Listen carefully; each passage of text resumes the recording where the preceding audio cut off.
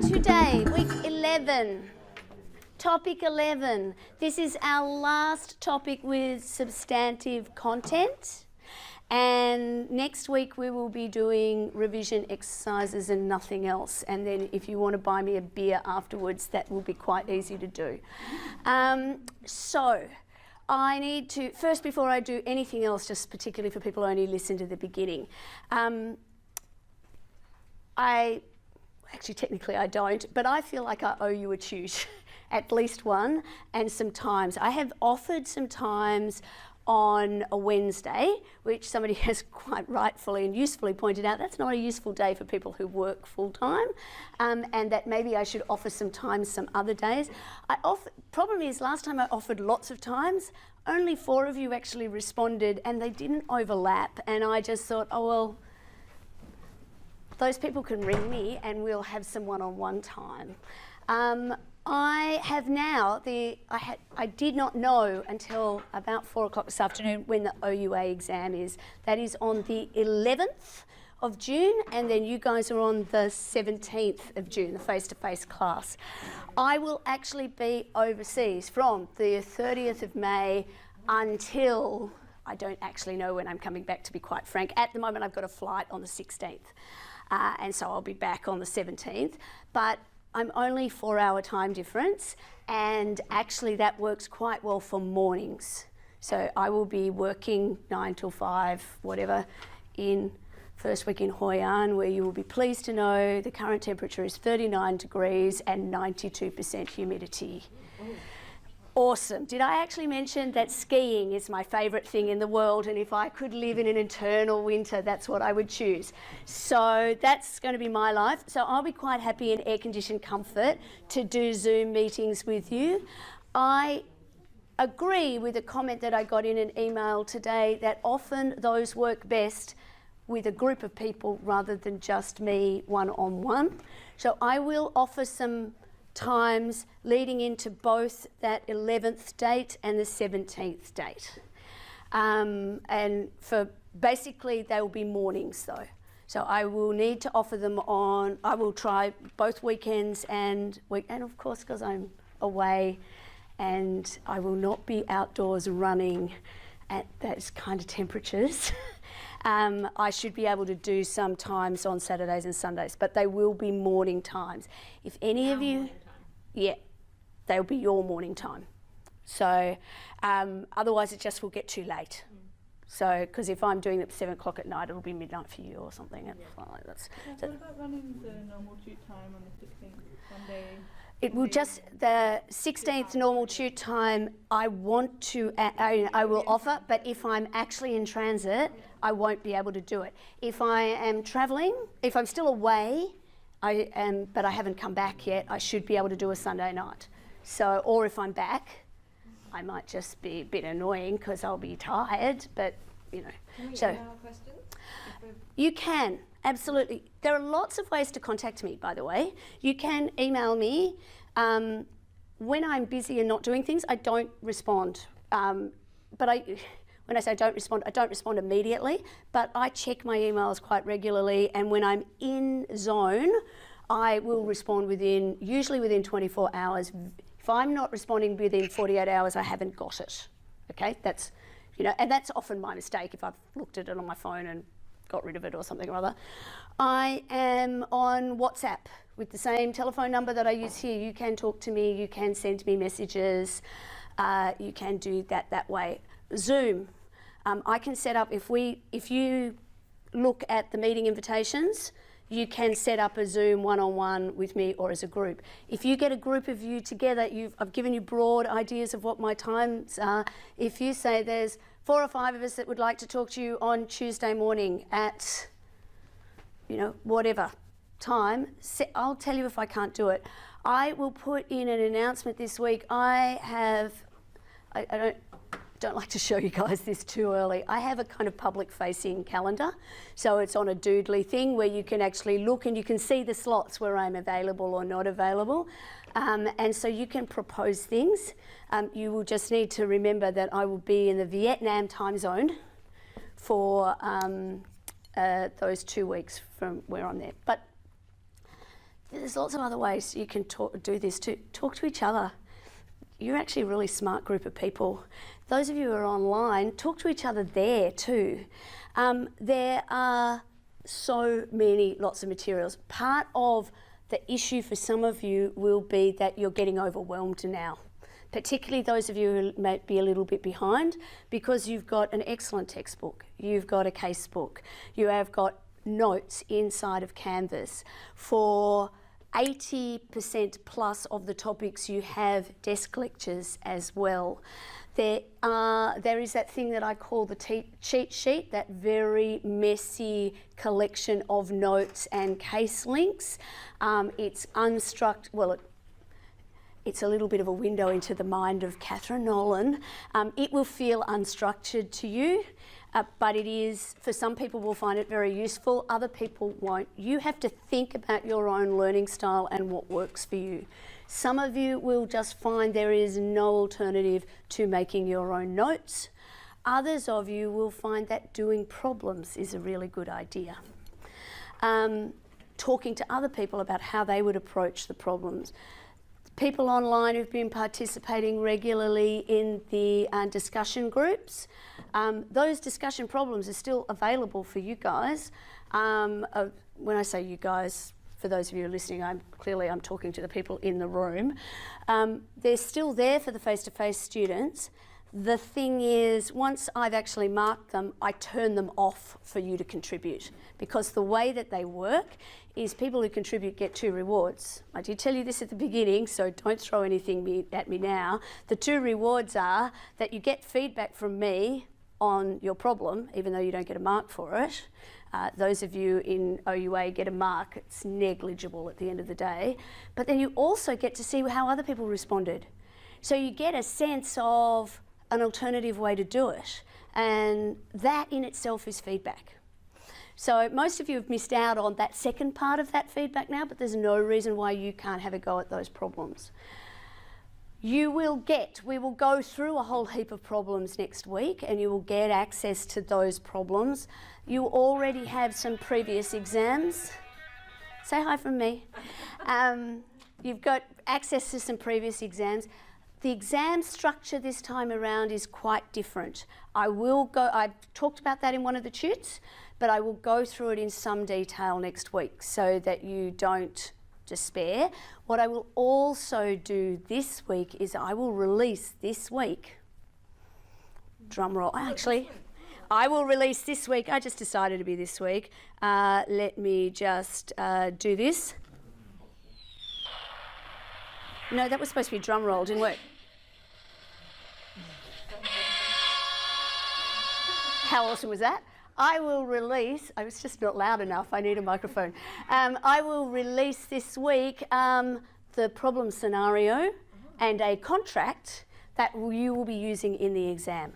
So all of the exams will have questions that relate tenuously or directly to the problem scenario and the example contract that you are going to get. I'm going to release it this week because you might have questions about it, or concerns or frustrations, and which I might completely ignore when we talk about it next week, but you can bring your questions into this forum next week. How will we get it? How will you get it? It's so exciting. And will it come with steak knives? I will release it this week. I just need to make sure it's finally proofread. Last time I need to match it against what they put in the exam, because don't worry, even though you can write notes all over and do whatever you like with your own copy, if a dog eats your homework on the way to the exam, there will be a copy of all these materials attached to your exam as well. So I need to make sure that whatever they actually printed in the exam is exactly the same as what I gave them, because I do not want any of you locked up and in an asylum on my account.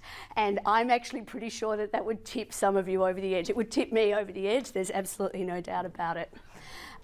So I will probably do that Wednesday. Just looking at what I have to do. So it'll probably be Wednesday that you will be able to see that. You will have plenty of time. Again, you have to find proportion here, okay? You have to find proportion here. And so I think that will help. Some of you will feel that, okay, you'll see what the problem is and you will focus your attention just remember, I've been doing this for a really long time, and just because you see a problem doesn't mean I see the same problem or problems. So one of the things I don't want you to do is to limit your study too much on it. My rationale for doing it this way, by the way, is to make sure that I can get more students doing really well, because I have seen a trend in this subject and in a number of law subjects where, particularly when we have a 50% exam, that most people do okay or well in the exam, and it's very hard to write an exam that is hard enough for people to really shine. So even the really good students sort of tend to, sometimes they come back a bit, because you're trying to, there's a real art to writing exam papers, and to have an exam paper that can have enough complexity in it where you have to read the scenario of the problem. Think about the problem that you just did, right? Think about the problem that you just did. If I were to put that problem into an exam paper, again, tipping you over the edge. The scenario I'm going to give you is pretty similar in complexity. Okay, so it will be similar from complexity. From my point of view, I think it's pretty similar in complexity. It's not necessarily similar in subject matter or anything. Okay, right, everybody breathe out. You're looking really, really stressed. Really, really stressed. So today we're going to talk about excluding and limiting terms. And then I'm going to release that other stuff to you so we can go from there. We're going to ask some questions as we go. After this, we're going to find some more tute and catch-up times. I will probably again record feedback for you, the overview feedback on the most recent assignment you've done. With the 2-hour classes instead of the 3 hours, it's very hard for me to do that face-to-face. But again, when you get your feedback, which won't be for at least another week at this stage, I'm hoping to have it to you by the end of next weekend, just because it's fair to make sure you've got as much feedback as you can get before the exam. So I'll release that overview feedback actually probably after our revision class. Okay, that was a bit jumbled. Questions, concerns, frustrations? Will any desk lectures go up for this current topic? No. No. Sorry, I'm going to amuse myself with this machine that a 3-year-old gave me the other day, because he said, "I think you will like this." And he was so right. Okay, what we're really talking about here today is exclusion clauses. We're going to discuss the nature and the operation of clauses that limit a party's liability. But we're also going to talk about the unfair contracts regime as well. So why do we talk about this? One of the things that the Priestley 11 asks you to look at, and one of the things that you need to be able to do as lawyers, is not be afraid to read a contract, not to be afraid to read what the terms are and think about what the terms mean. Now, I think it'd be great if we just had a subject about reading contracts, full stop, just contract interpretation. That would be an elective, contract writing and interpretation, that would be an elective that I would love to get involved in. But we don't have the capacity to do that in fundamentals of contract law. You will need to get, you'll use some of the skills about reading clauses in advance, but again, it's not really a focus point of the subject. So by choosing exclusion clause or limiting clauses, we've got a kind of class of clause that is particularly important, but it also gives us the opportunity to talk more broadly about some of the interpretation regime. I think too the other reason for choosing these, and the note here goes to this, is that we've got these common law interpretation rules, but exclusion clauses have got an added complexity because legislation has stepped in and said in certain circumstances these just don't work, they don't count. And we need to understand what we can read and what we can't read, or what we take account of and what we don't. So when we're thinking about exclusion clauses, we think about these things. We start by thinking about the terminology that's adopted. So again, this is a non-exclusive list. Or a necessarily incomplete list. In fact, the bullet that I meant to add there today would be entire agreement clauses.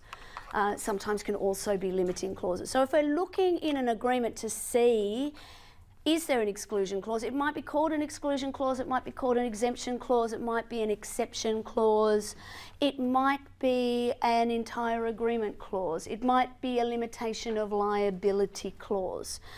Again, headings, often when you're looking at an agreement, at the beginning, usually at the beginning, by the way, there's no law that says how you have to set out an agreement, but it's not at all uncommon to have an interpretation section.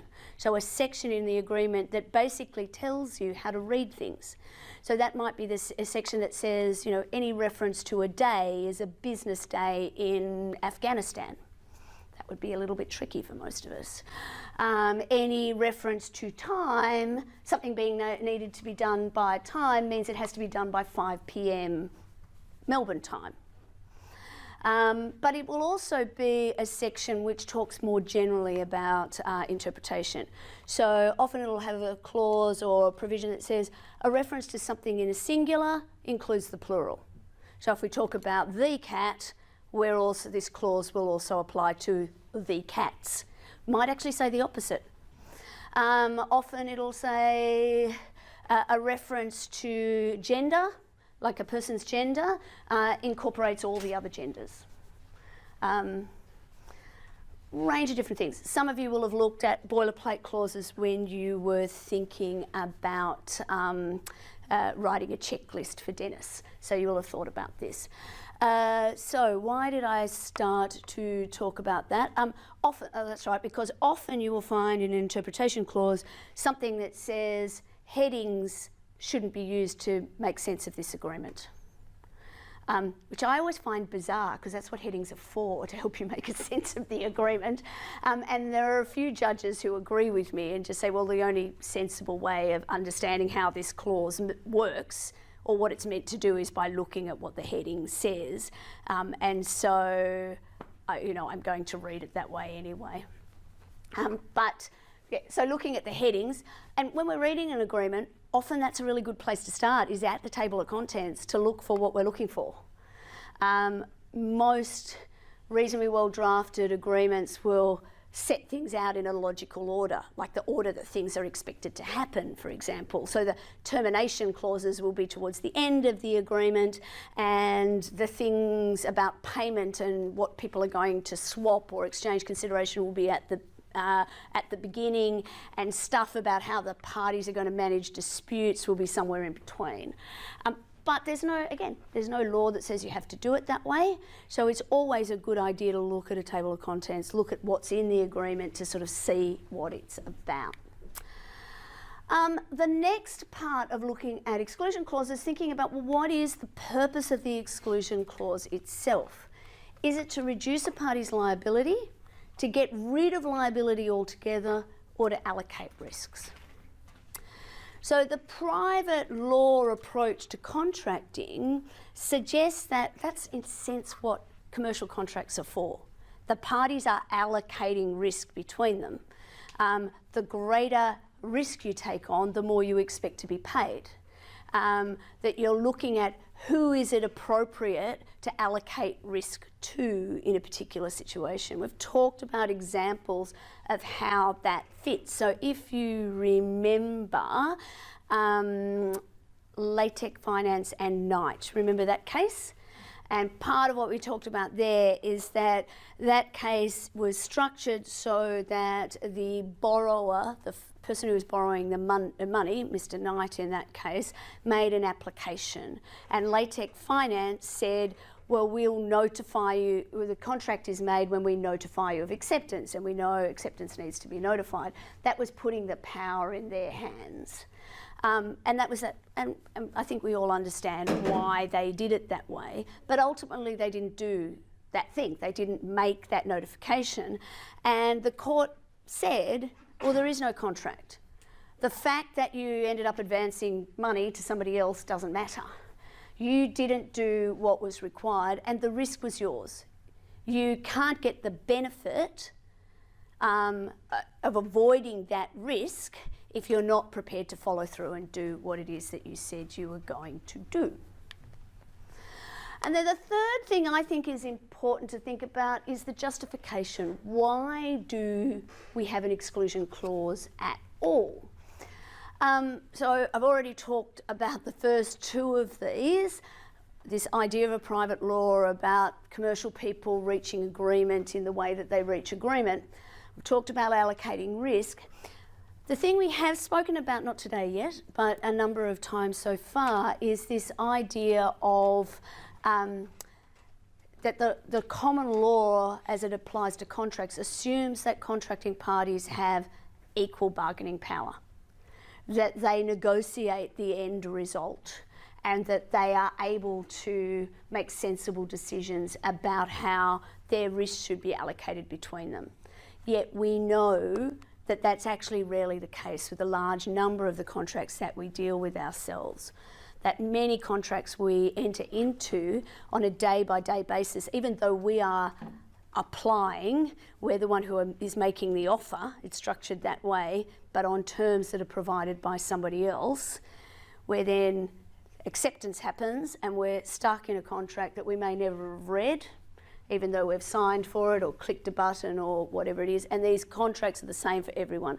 And we can pretty much guess that your phone company, your gym, your insurance company, your electricity supply, your gas company, that when they were writing their terms, that they weren't, the thing that wasn't first in their mind was protecting you.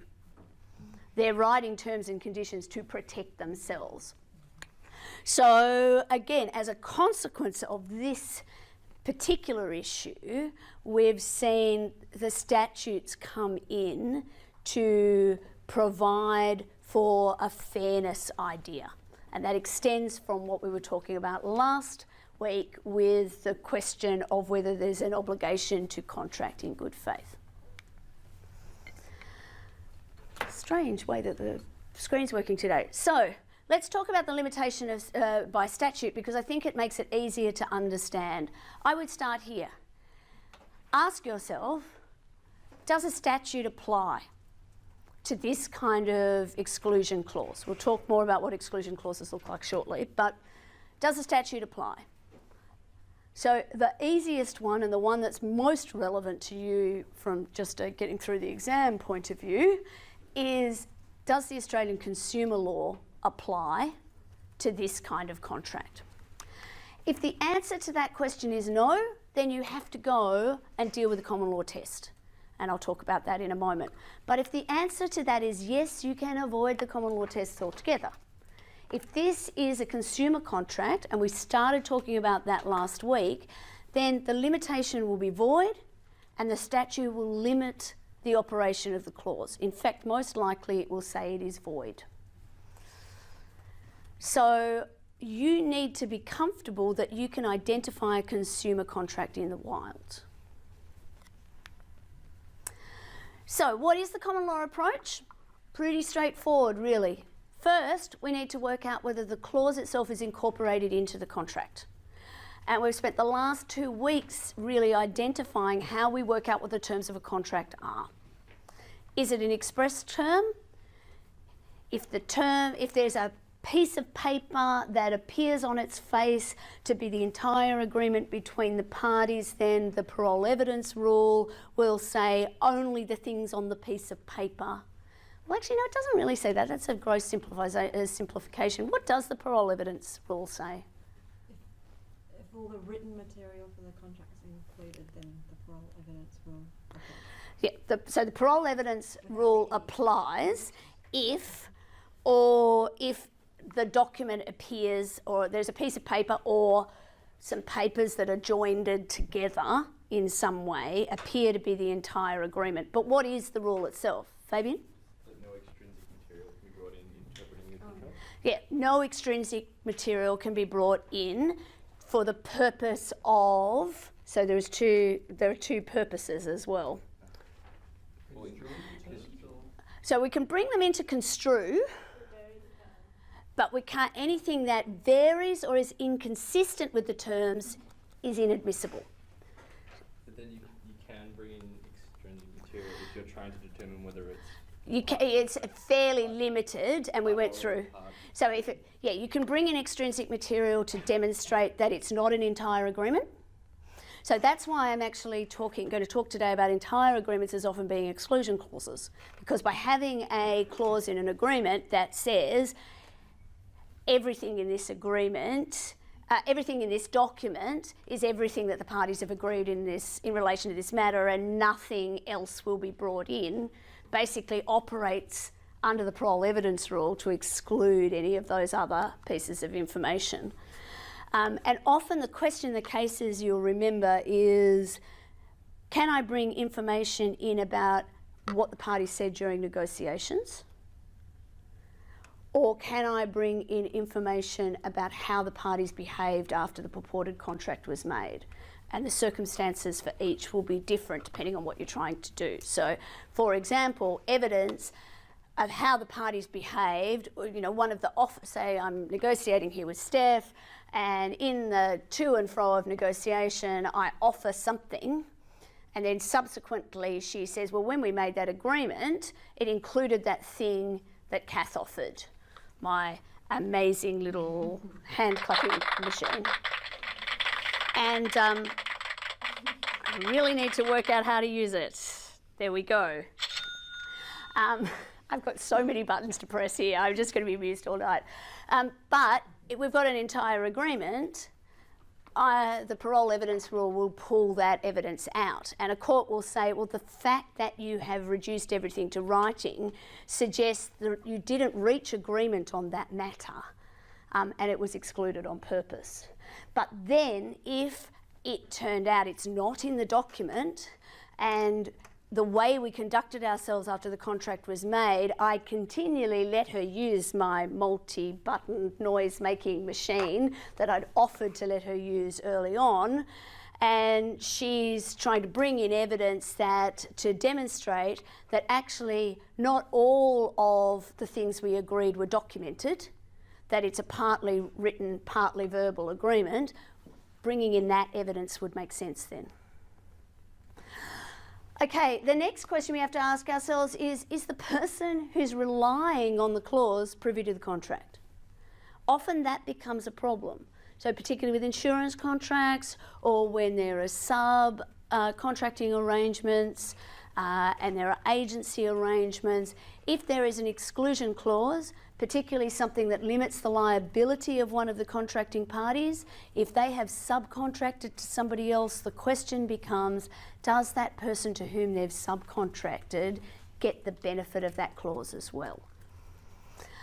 But let's assume if we get both of those, if the answer to both of those is yes, then the clause will apply to the issues in dispute. Pretty straightforward. So what does a limitation of liability clause look like? Here's one that I prepared earlier. Actually, I can tell by the drafting I didn't prepare this. I've just cut and pasted it from somewhere. This is a fairly standard limitation of liability that you might find in a trust deed. So it's a couple of things that I'd point out that are quite interesting. It's, I would think, a fairly important clause, yet it's sitting there at 8.3. That suggests there's an 8.2 and an 8.1 that go before it, had at least 7 other provisions before that. So it's not sitting right at the front of a document. This is, even though it just says limitation of liability, when you read it, it's clearly limiting the liability of the trustee. So it says that the trustee won't be liable for any loss arising from the way that it looks after the trust fund, other than a loss that can be attributed to the trustee's dishonesty or something that the trustee did on purpose, which it knew would be a breach of trust. By the way, I'm just plain Englishing it. Clearly, they are not the words here. Notice too that 8.3 is coupled with an indemnity provision. So there's 2 sides with this exclusion. Firstly, it's saying you're not liable, the trustee's not liable. Then secondly, it says, as long as the trustee acts in good faith, whatever that means, the trustee will be entitled to be indemnified out of the trust fund for all of the debts, damages, obligations, or any other liability that it incurs that arises as a consequence of or is awarded against it as a consequence of its doing the things that it's authorised to do under the trust deed. Okay, so it's got two sides to this. It's saying, you beneficiaries, you can't sue me if I stuff up unless I do so because I'm dishonest or because I do it willfully in breach of trust. And again, you'd need the rest of the deed, but I am of the view that the High Court at least would read those words, act in good faith here. I'm so slippery today. It would read the words act in good faith to mean act in accordance with the obligations under the trust deed. They don't have to do anything more than that. Then it would be, if it does something, including whether it's post a letter or through to get sued for the way that the business that it manages operates, then it can take money out of the trust fund to cover its costs. It also says that the trustee is entitled to reimbursement for the trust fund for all monies it spends, debts that it incurs because it's doing the job it's required to do under the trust deed. And thirdly, it can apply the trust fund or any monies or properties in the trust fund as it decides to satisfy the rights of reimbursement. So that money that's sitting there in trust can be spent the way that it thinks it needs to in order to. It's not an uncommon provision, but it's probably worth always understanding what that is. Just Sorry? your point about it being buried at 8.3, could that be like a transparency or an issue with sort of misleading? The question maybe is- it's not so readily available. Like, The question is my point that it's buried in, sort of in the middle towards the end of the document, could that be an issue of transparency or something? I think when we look at the consumer contracts that are affected by the unfair contract legislation, absolutely. But a trust deed would not normally fall within that legislation. Okay, would not normally fall there. So again, a lot of the big contracts that we deal with in ordinary life have legislation that has specific requirements about bringing certain information to people's attention, etc. But then a lot of it doesn't. Like, there is no overarching legislation that deals with gym memberships, for example, that will point out that if you get fatter, it doesn't matter, they will still take your money. Or if you don't go, or if you do go, chances are they'll con you into paying for something more. Here's my medal, guys. So let's hold what happens in the other. It's also worth noting, though, that some of the biggest contracts that you enter into without even realising are financial services contracts. So in particular, your own superannuation. And superannuation, I mean, one of the things in my view, I'm going to try and stay away from politics today, but in my view, one of the things that makes this country great is compulsory contribution superannuation. It means that roughly 10% of the annual wage bill goes into the economy every year. It should be there to invest in a whole lot of things. It's there to, and at the end of the day, you end up with a pot of money that will help you when you retire, we hope. But the thing is, pretty much until you're in your 50s, most of us don't pay any attention to it whatsoever. My guess is there will be half this room, if not more, will have more than one superannuation fund from different jobs, and they're probably going backwards because fees are coming out of them all of the time. Financial services are not covered by the Australian consumer law. Okay, they are, yes, there's a lot of disclosure regimes, etc. There's a lot of information that you have to get, but what's the easiest way to hide difficult financial information? Make it complex, put it in a really long document, and then give it to somebody and make the signing page the easiest one to find. Like, at the end of the day, it's quite a complex process. Here's another one. This actually is in the American style. There are laws in the US Uniform Code that require disclaimers and limitation of liability clauses to be in capital letters. There's a lot of research now that shows it actually makes them harder to read, but what it does do is it makes them stand out. So whether that's a good or a bad thing. So this is a pretty straightforward one, I think probably for software. In no event will the company be liable to you, the end user or the purchaser of this software, for any lost profit, lost savings or incidental, indirect, special or consequential damages arising out of your use or inability to use the product or the breach of this agreement, even if advised of the possibility of such damages. So in other words, if I'm buying the software and I say, if this doesn't work, so I'm actually acting for somebody at the moment who's in the process of installing a whistleblower system. They are an HR consulting company. They're going to put a whistleblower system in, and as a third party has built this whistleblower software. Now, quite clearly, if you are acting for large companies and whistleblowers go in anonymously to blow whistles. I wonder if there's a whistle in here. If they're going in here to blow whistles, then that information getting out could be incredibly damaging to the whistleblower or to the company until the issue is resolved.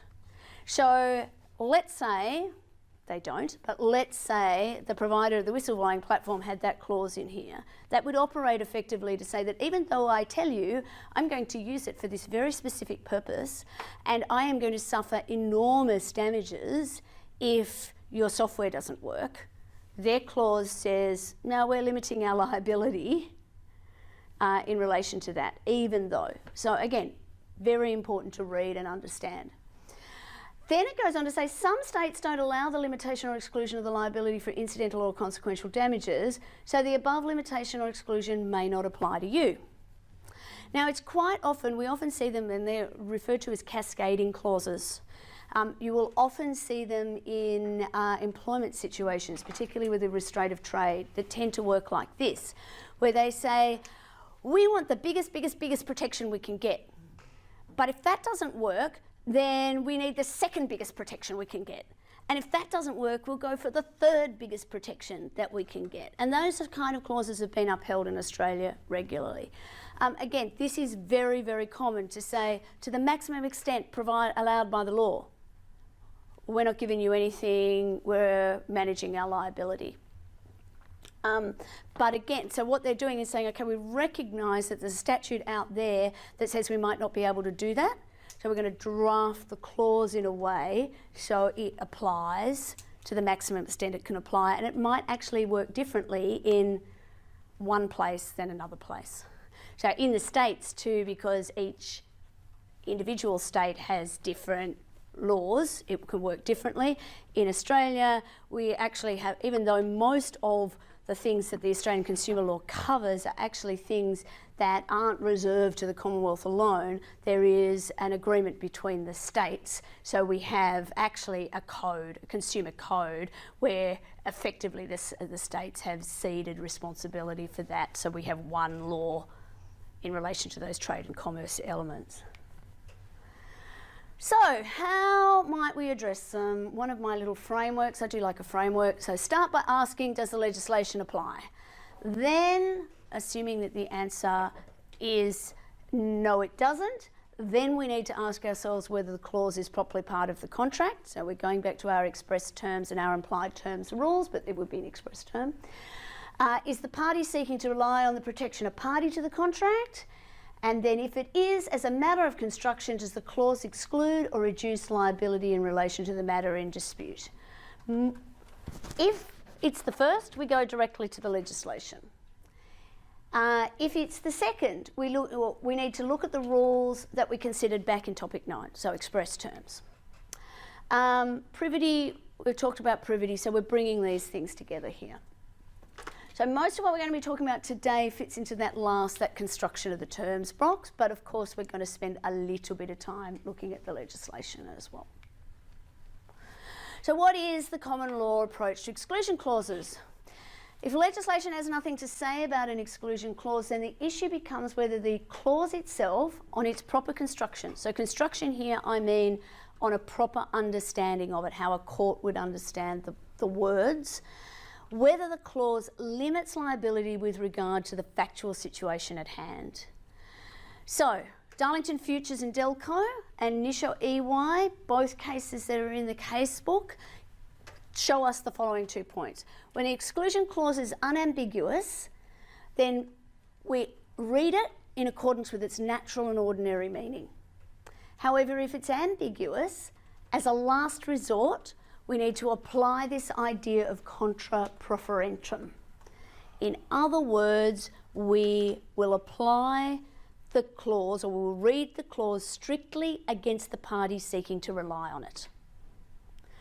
So the proferens is the person who usually has drafted the clause, but usually proferens is the party who has the benefit of the exclusion. Contra, you know, the Iran-Contra scheme, you know, contra as in against. So contra proferentum is we construe against the person who gets the benefit. So we read it in the narrowest possible way. So in the case of ambiguity, exclusion clause will be construed against the proferens, giving it a narrow interpretation. So in Wallace and Wells and Pratt and Haynes, don't you hate it when there's ands in the parties' names as well as the V for verses, we have to say ands. So this goes back to 1911, quite an old case but very straightforward.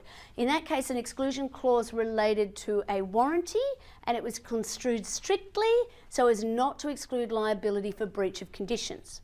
So it basically said, limit the liability of the proferens for a breach of warranty. But they breached a condition. Now, what's the difference between a warranty and a condition?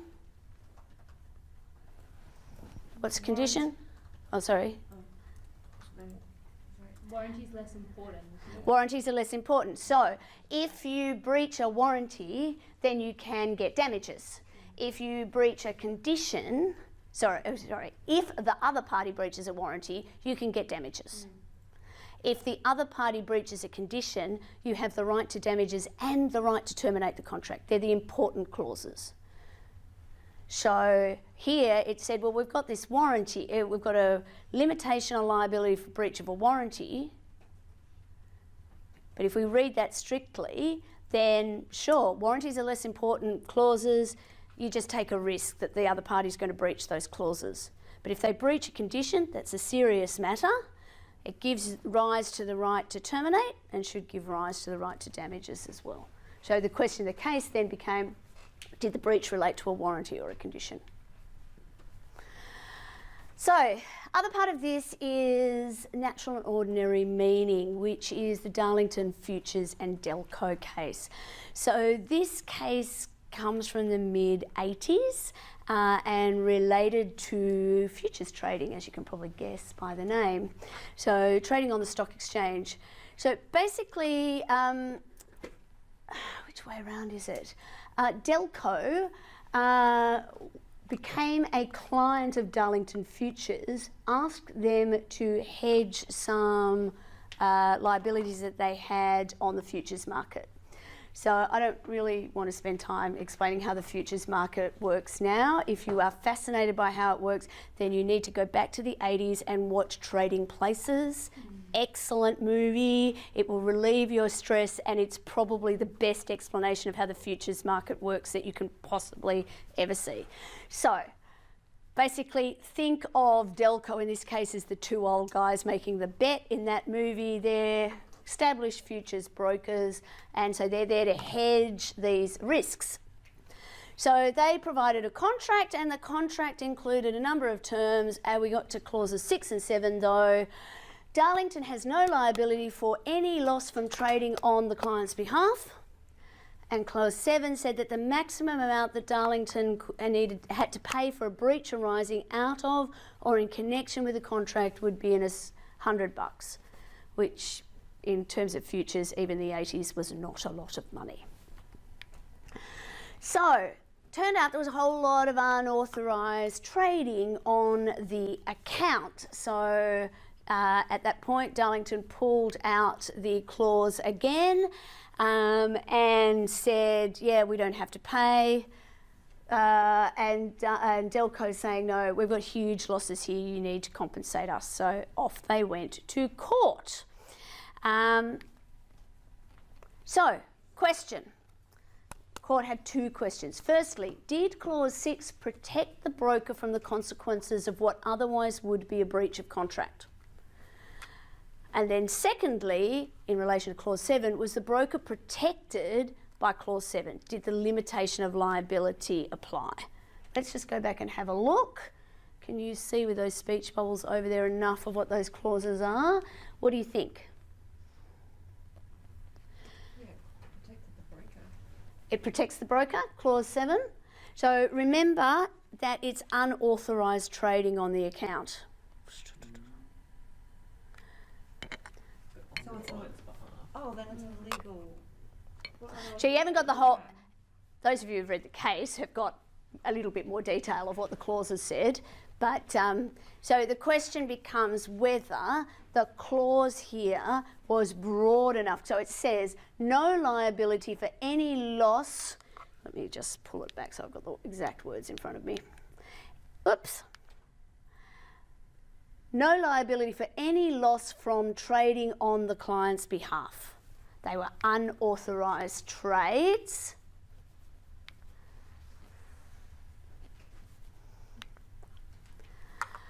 Basically, the court said no, doesn't protect the broker. If we apply the natural and, it's an unambiguous clause, and if we apply the natural and ordinary meaning, trades that are undertaken on behalf of the client are trades that are undertaken with the authority of the client. So actually just playing around with the funds that you've got in an unauthorised way, if you have losses, you have losses. So the trading here was clear, and there was no argument that the trading was authorised. So the court held that there was no intention for the clause to exclude the trading for liability for unauthorised trades. So what about clause 7? Here they had some more problems. Yes, it did protect the broker. The clause expressed to cover any claim arising out of or in connection with the relationship established by the agreement. The only way that Darlington had access to the funds that they then misappropriated was because, or out of, or in connection with the agreement. An unauthorised transaction has a substantial connection with the relationship established by the agreement. So end result is you're not protected by clause 6, but the maximum that you need to pay is $100.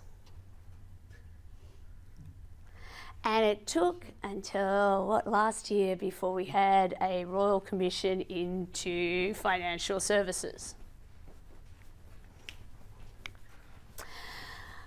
Next rule that you come across is the 4 corners rule. So an exclusion clause cannot protect for damages or issues arising outside of the scope of the agreement. So the idea is that it can only deal with matters falling within the 4 corners of the contract. I'll come back to Thomas National Transport, TNT is probably shortly, and you can have a look at that. Oh, actually, is that the next one? Oh no, we'll look at it in City Council and West. So another car parking case. Mr West, I think it was Mr West, parked in one of the Council of the City of Sydney's parking garage. The contract required the production of a ticket before taking delivery of the car. So you have to go, as I will tonight, with my ticket to the window, and I will then get my car back or be able to take it out. A thief came in, said he'd lost the ticket, and the attendant then gave the thief with another ticket, with the wrong registration, by the way, but that is neither here nor there. Of course, the thief drove away with the car. In that case, it was held that an exclusion clause didn't apply to acts that are not authorised or contemplated by the contract. So they weren't within the four corners of the contract. The majority was influenced by the fact that the attendant had allowed the thief, Mr. Robinson, so the person who claimed to have lost his ticket, to take the car contrary to the terms of their own car parking ticket. So they're the ones who had said, no ticket, no car. We don't return your car if you don't do this. So the clause hadn't any application to negligence by the employees in the performance of acts that weren't authorised or permitted by the contract. So if there's no ambiguity, then the common law will uphold an exclusion clause. A clearly worded clause can exclude liability even if it defeats the main purpose of the contract. And Delco showed us that as well. Unambiguous exclusion clauses can cover a deliberate breach of contract as well. So photo production and Securicor, which we'll come to in a minute. And that was cited with approval in Darlington Futures. So we'll come back to that though. So again, is the clause ambiguous or unambiguous? So again, lesson is for those of us who will be lovers rather than fighters in making sure that we draft clearly. So this is a TNT case. So what happens when you deviate from the four corners of the contract? So in TNT, it was held that a carrier can't rely on an exclusion clause if it deviates from what they had agreed. So in Council of City of Sydney and West, they deviated from what was agreed by handing over the ticket to the thief. So in this case, we've got basically a transit route from Sydney to Melbourne, and the way that it worked is goods would leave Sydney in the morning and then they would either get delivered straight to the person in Melbourne that same day, or more likely they went to they were supposed to go to the TNT warehouse, be held there overnight and then delivered from there the next day. So pretty standard way, and that's what the contract said.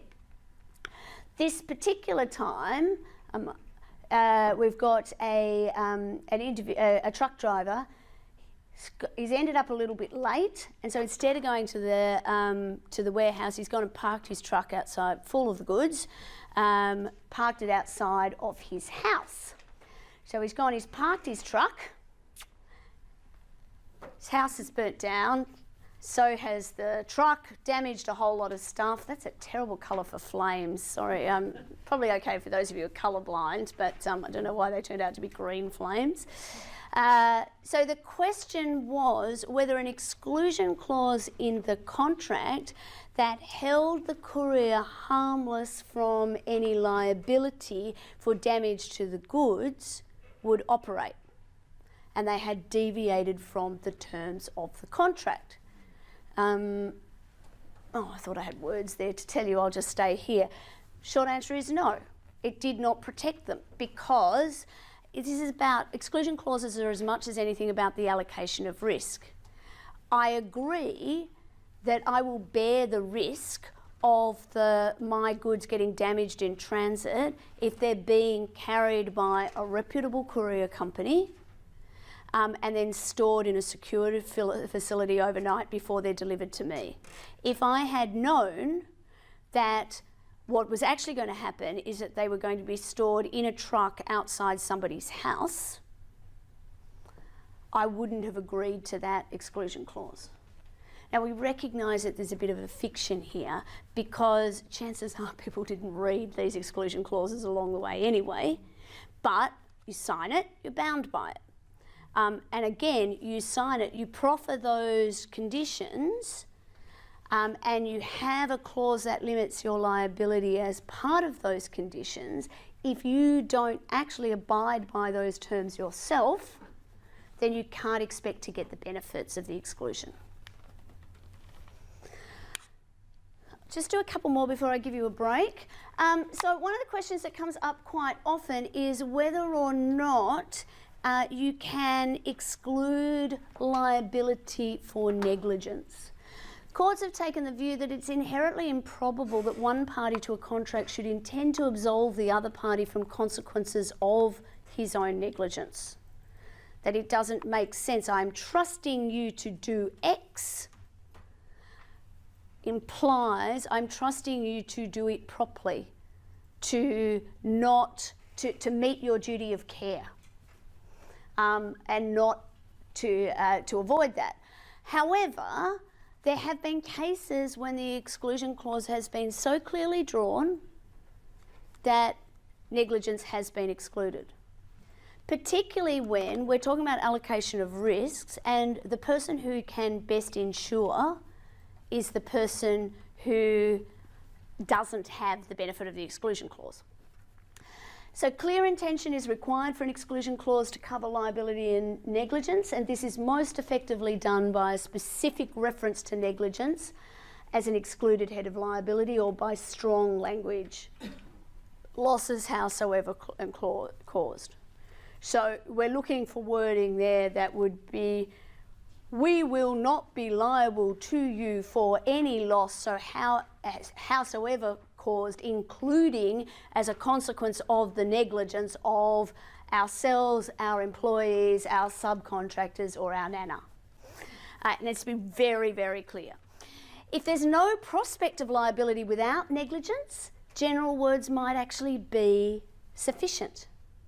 So we'll get to Davis and Pearce parking, but again, it goes to the allocation of risk. If the only way that somebody can cause damage is by an employee being negligent, then the clause, if it's natural and ordinary meaning, it would make sense. So I'll talk about Davis. I can't remember where I get to, but good, straight away. So Davis, another car parking case back from 1954. Mr. Davis went and parked his car in the Pearce parking station. He got a parking cheque.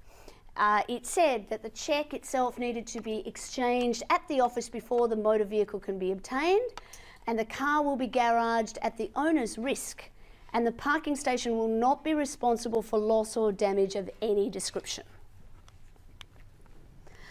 A bad guy came and took the key and drove away. Could they rely on the clause? So here, the court said yes, they can. The exemption clause should be construed as excluding liability for negligence. It's sufficiently worded to protect them, the car park owner, for liability for negligence. Why? Ultimately, it goes to looking at what risk is. And effectively, the court's saying, well, actually, you've got this car park and people come to it every day and it's a relatively small price they leave their car there. If the car parking owner was responsible for every loss or damage that happened inside the car park, then the cost of being able to park your car there would go up exponentially because they would have to have significantly more expensive insurance. And it actually makes sense that if you're worried about your car being stolen, you should, and you can get relatively inexpensively, although it never feels that way when it comes around every year, you can get insurance that's applicable to your vehicle and what your loss is going to be. So yeah, it makes sense that there are a number of ways that a car could get damaged or stolen in a car park. Some of those things the car park can do things about, but many of them they just can't. And so the allocation of risk there makes sense. So in fact, so this is actually a joint decision of Chief Justice Dixon and Justices McTiernan, Webb, Fulliger and Kitto. The defendant was making a very small charge for taking the custody of goods which are or may be of great value. He is likely to intend, and the plaintiff would reasonably expect him to intend, to protect himself against, amongst other things, a possibly very heavy liability arising from the negligence of a servant or an employee. Either party can insure, and such a clause might be reasonably taken by the plaintiff to mean that if he wishes to be protected against loss or damage at all, he, she or they must insure.